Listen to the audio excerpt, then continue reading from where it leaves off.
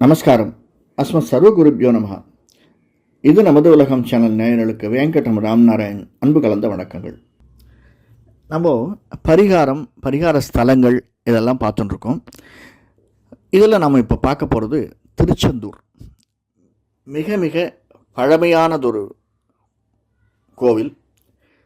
முருகன் அருள் பாலிக்கக்கூடிய ஸ்தலங்கள். அதில் இதுவும் ஒன்று.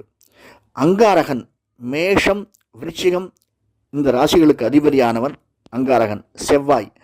அந்த செவ்வாய் தோஷம் உள்ளவர்களோ அல்லது செவ்வாய் உச்சம் பெற வேண்டும், அவன் நமக்கு ஒளி தர வேண்டும் என்று எண்ணுபவர்களோ பரிகாரம் வேண்டி செய்யக்கூடிய செயல்கள், எடுக்கக்கூடிய முடிவுகள், சென்று வரக்கூடிய திருத்தலங்கள் நம்ம பார்த்துட்டு இருக்கோம். அதில் முக்கியமான ஒரு தலம் திருச்செந்தூர்.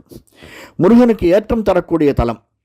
ரெண்டாவது, ஒரு புதன் ஏற்றமாக இருக்கக்கூடியதும் புதனும் செவ்வாயும் ஒளிபர செய்யக்கூடியதுமான ஸ்தலம் அப்படின்னா திருச்செந்தூர்.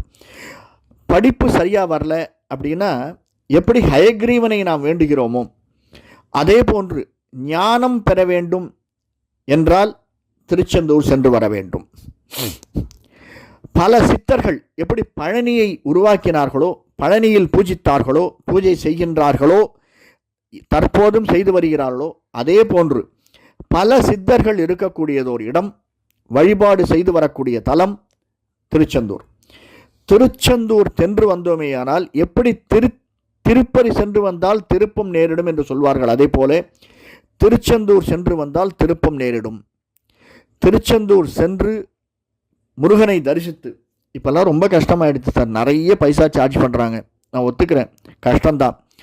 ஆனாலும் அவனுடைய அருள் பெற வேண்டும். நாம் அவனை சென்று தரிசனம் செய்வதற்கு செவ்வாய்க்கிழமை தேர்ந்தெடுப்போம். மிக மிக நல்லது. முருகனை சென்று தரிசிப்பது அவனுடைய அருளை பெறுவதற்கு. அங்கே போனோம்னா கட்டாயம் கடலில் நீராட வேண்டும். அந்த நாழிக்கடலில் நீராடுகிறோமோ இல்லையோ, அந்த திருச்செந்தூர் கடல் என சூரபதுமனை வதைத்த இடம், அந்த ரத்தம் சிந்திய இடம். அதனால் அந்த கடலிலே நாம் நீராட வேண்டும். நம்முடைய பாபங்களை எல்லாம் போக்கக்கூடியது ஒரு ஸ்தலமாக விளங்கக்கூடியது திருச்செந்தூர். திருச்செந்தூர் முருகனுக்கு இன்னொரு மேன்மை, திருமால், மருகன் என்று அழைக்கக்கூடியவன் முருகன். அந்த திருமாலும் கூடவே அமைந்திருக்கிறான். செந்தூர் முருகன் மிகவும் விசேஷம். எப்படி நமக்கு நெல்லையப்பரோடு கூடவே பெருமாளும் இருக்கிறார், அதே மாதிரி சிதம்பரத்தில் பெருமாளும் இருக்கிறார். அதே போன்று இங்கே திருச்செந்தூரிலும் பெருமானும் கூடவே இருந்த மருகனை ஆசீர்வாதம் செய்கின்றனர். அதனால் நாம் வணங்கி வரும்போது, சுற்றி வரும்போது அந்த பெருமாளையும் தரிசித்து அவனுடைய அருளையும் வாங்கி வருவது மிக மிக ஏற்றம் தரக்கூடியது. நம்ம போகிற நாள் அப்படின்னா ஒரு கிட்டத்தட்ட 2-3 மணி நேரம் அந்த ஊரில் இருப்பதற்கு சித்தமாக செல்ல வேண்டும். இன்னும் சொல்லணும்னா இரவு அந்த ஊரில் தங்கினா ரொம்ப நல்லது சார். முருகனை தரிசித்து விட்டு வந்தாலும், தரிசித்து விட்டு வருவதற்கு முதனாலும் நாம் அங்கே தங்கினோம்னா ரொம்ப நல்லது. கட்டாயம் முருகனுடைய நாமாக்களை சொல்லி வணங்க வேண்டும். முடிந்தால் அர்ச்சனை செய்து வருவது மிக மிக நலம்.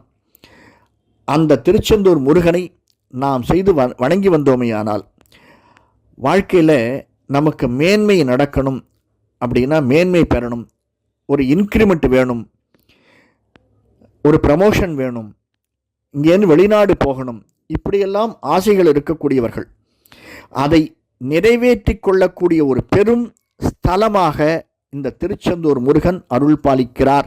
அதில் ஒன்றும் சந்தேகமே கிடையாது சார்.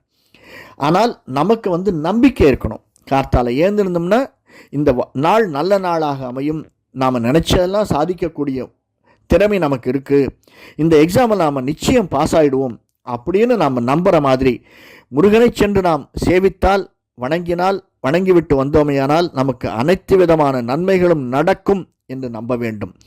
ஒரு 6 மாதம் நம்மால் 6 முறை, 6 மாதம் கூட இல்லை, 6 முறை, 2 வருஷத்தை கூட வச்சுக்கலாம், நாம் சென்று வணங்கி வந்தோமையானால் நிச்சயமாக நாம் நினைக்கக்கூடிய அனைத்து விதமான சகல சௌகரியங்களும் நமக்கு வந்து சேரும் என்பதில் சிறிதும் சந்தேகமில்லை. நன்றி, வணக்கம். நன்றி. இந்த காணொலி பிடிச்சிருந்ததுன்னா லைக் பண்ணுங்கள், சப்ஸ்கிரைப் பண்ணலாம், சப்ஸ்கிரைப் பண்ணுங்கள், ஷேர் பண்ணுங்கள். வணக்கம்.